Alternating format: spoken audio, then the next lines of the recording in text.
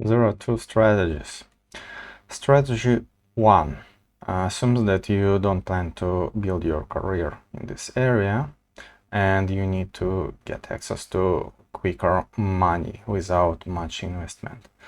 And strategy 2 is applicable if you want to get the maximum gains, but you can sacrifice the immediate financial return. I have a small text here, so you could set the video on pause if you want to get more details. And let me focus on the strategy 1. So it consists of two parts: what to try learning and then how to find a freelance job. You need access to something with big demand and really low expectations about quality, and there are some areas like that.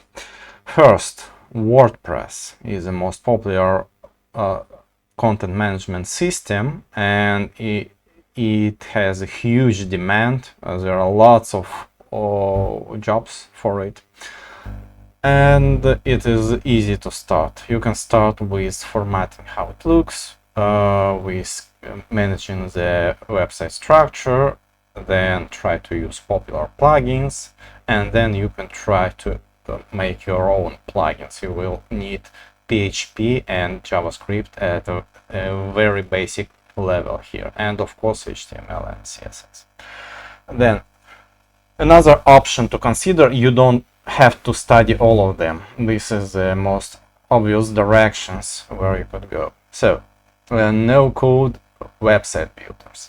This means absolutely no code. Website builders do not require virtually never require you to deal with the code. You configure everything from the UI. And of course, at first sight, the creators of websites can study these tools themselves. But in fact, these tools have so many parameters that if you study it, there will be lots of people who want to just get their website done and working, and they need someone who knows how to put the barely formatted ideas, text, and etc. into a website built on this platform. For example, you could start with Wix.com. And another very interesting alternative, this is highly recommended actually by me. So you will code, it is still called as no code, but this is just a marketing. Yes, you could start with no code with systems, with app builders like Bubble.io. But in fact, to do something interesting, you will have to design database, you will have to write some basic scripts, but these things come in such a tiny part that it is the easiest way to start programming.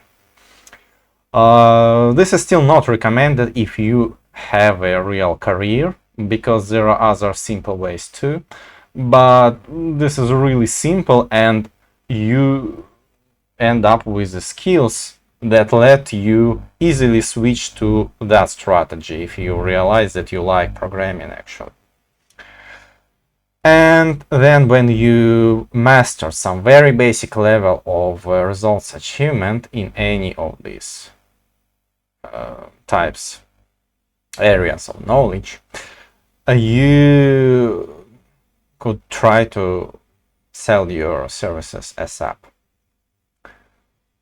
In order to do that, of course, you could find some videos, but the main directions are: advertise yourself on your social networks, just show what you do while you study.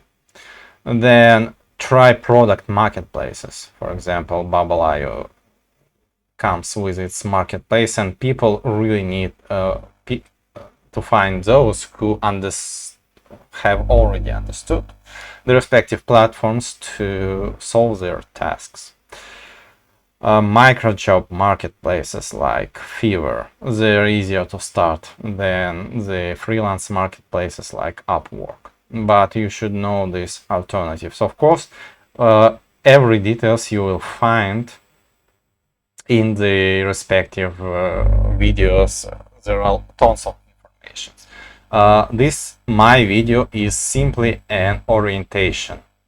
What you need to get the minimum sufficient level and where to apply this.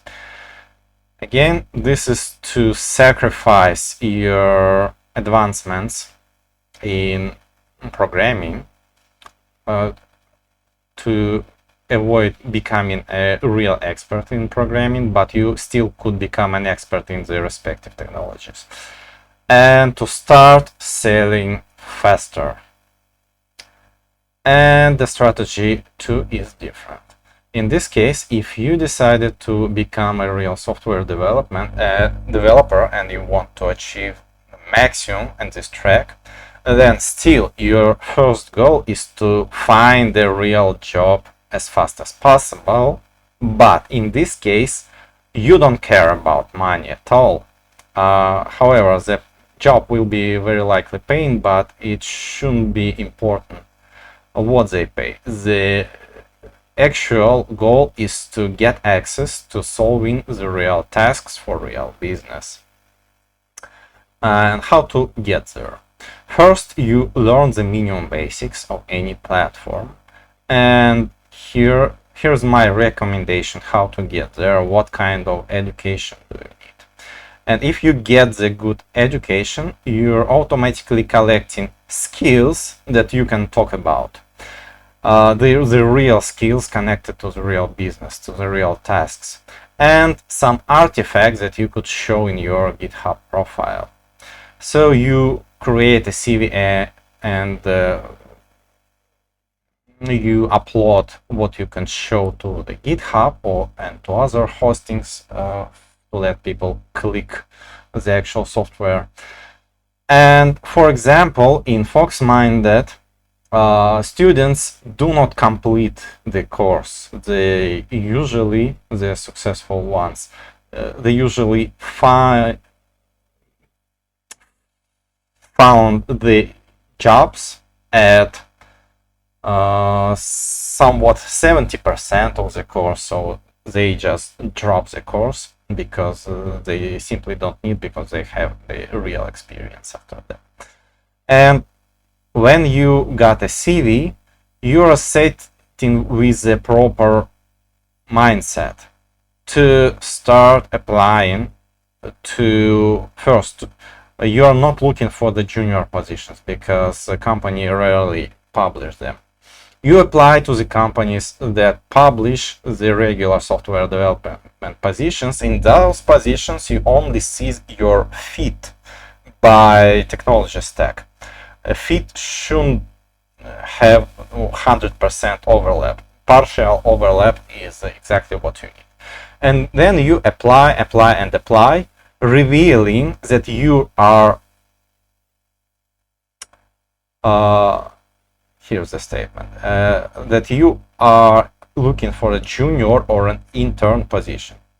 But you highlight that you are already experienced, because there are lots of junior and intern candidates that are passive. But you are not passive if you've completed this course and you have real evidence of your practical experience at that point.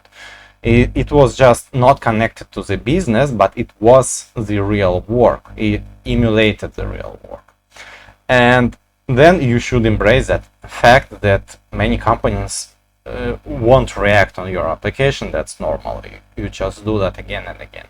And if you're lucky enough to get to the interview, then again, you will fail many of them. And that's totally fine. So when you fail a job interview, you get some information about what do they ask. And you go and study exactly that part. At this point, you have the best motivation to learn something like Solid or DDD or TDD, etc. Because you know that people really ask to you, and that was a blocker. Or even if you haven't failed the interview, it is still good to learn something that you struggled with answering. And then you repeat this cycle again, again, again, and until you get your first job. And what I developed is something very separate from that.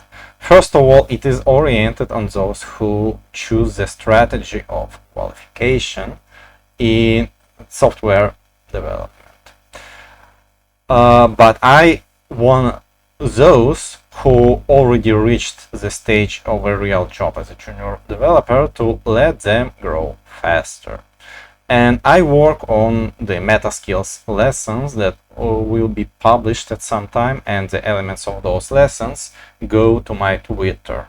Here's the example of topics. These topics are not hard skills. That means I don't teach you how to code in particular language, because there are lots of information, and in most cases the tutorial created by the creators of that respective language is the best guide that you get. Or if the language is old enough, there are lots of courses and many of them are perfect. So I see no point in teaching things like that. Instead, I want to teach people the skills that are often missed, overlooked, undervalued. Like to understand your place in the company, to understand how the company works, how any company works, to understand the task life cycle, and this should help you understand the value you create, and that way you increase your qualification in creating value. And this leads, this understanding and this skill leads you to professional growth, to becoming a senior, sometimes jumping over the middle stage. I know some examples from my life. Or at least reaching the maximum positions in reasonable time. Actually, if you don't reach really high positions quickly, there is a chance that something is wrong with your process, and if you want to change your approach, then what you've reached in 5 years, that's your top, very likely. Unfortunately, many people keep learning, including social skills, soft skills, and that pays back.